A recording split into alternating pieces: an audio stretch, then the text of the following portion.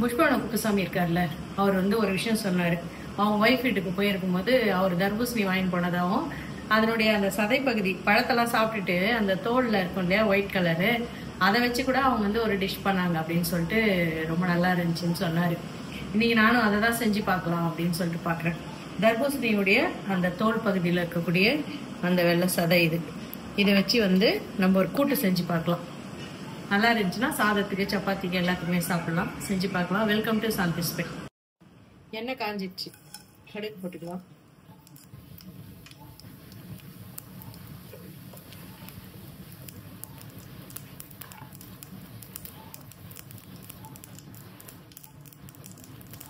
கடுகு வெடிக்கட்டும். கடுகு நல்லா வெடிச்ச உடனே வெங்காயம்,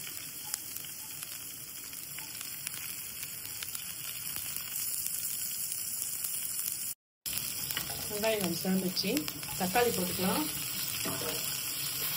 இப்போவே கொஞ்சம் சால்ட் போட்டுக்கலாம் வதங்கிறதுக்கு. ஒரு காய் கூட சேர்ந்து வேகும்போது நல்லா வெந்துடும். அதனால் சும்மா ஒரு தடவை வதக்கிட்டு இதுக்குள்ளேயே நான் வந்து கட் பண்ணி வச்சுருக்கிறேன் வெள்ளரியினுடைய வெள்ளை சதப்பகுதி பச்சையை இதுக்குள்ளேயே வந்து தர்பூசணியினுடைய அந்த சதப்பகுதி பழத்தெல்லாம் சாப்பிட்டாச்சு. தோலையும் ஸ்க்ரப் பண்ணி எடுத்துட்டு அந்த சதப்பகுதி இது கூடவே நான் வந்து கொஞ்சம் பாசிப்பருப்பும் போட்டுக்கிறேன். இது கொஞ்சமாக மஞ்சத்தூள் போட்டுக்கலாம்.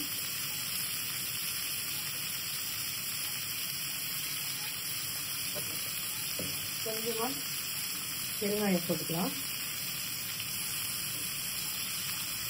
நல்லா கலர் விட்டுட்டு இது வேகணும். காய் வேகணும், பருப்பு ஒன்றா சேர்ந்து வேகணும். அதுக்கேற்ற மாதிரி தண்ணி விட்டுக்கலாம். இப்போ காரத்துக்குலாம் எதுவும் போடல, அதுக்கு ஒரு அரைப்பு. இதுதான் அரைப்பழம். இதில் வந்து தேங்காய் இருக்குது, பச்சை மிளகாய், ஒரு சின்ன துண்டு இஞ்சி, கொஞ்சமாக சீரகம் வச்சுருக்கோம், 2 பிஞ்சு. இது எல்லாத்தையும் சேர்த்து அரைச்சிட்டு இது வெந்த பிறகு கடைசியில் இதை கொட்டி இறக்க வேண்டியது தான். நம்ம இதை அரைச்சிக்கிறோம்.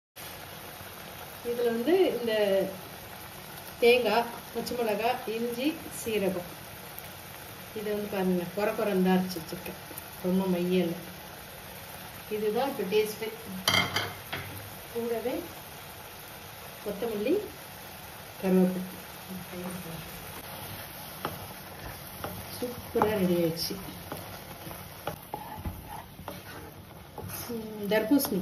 தர்பூசணியினுடைய சதைப்பகுதி வெள்ளையாக இருக்குல்ல, அதை வச்சு இன்னைக்கு நம்ம வந்து ஒரு கூட்டு பண்ணியிருக்கோம். இது வந்து சப்பாத்திக்கு, இட்லிக்கு, தோசைக்கு, சாதத்துலேயே போட்டு பிசைஞ்சு சாப்பிடலாம். சூப்பராக இருக்கும். செமையாக ரெடி ஆயிடுச்சு. அவ்வளோதான், இந்த டிஷ் ரெடி ஆயிடுச்சு. பிடிச்சிருந்தா லைக் பண்ணுங்கள். தேங்க்யூ.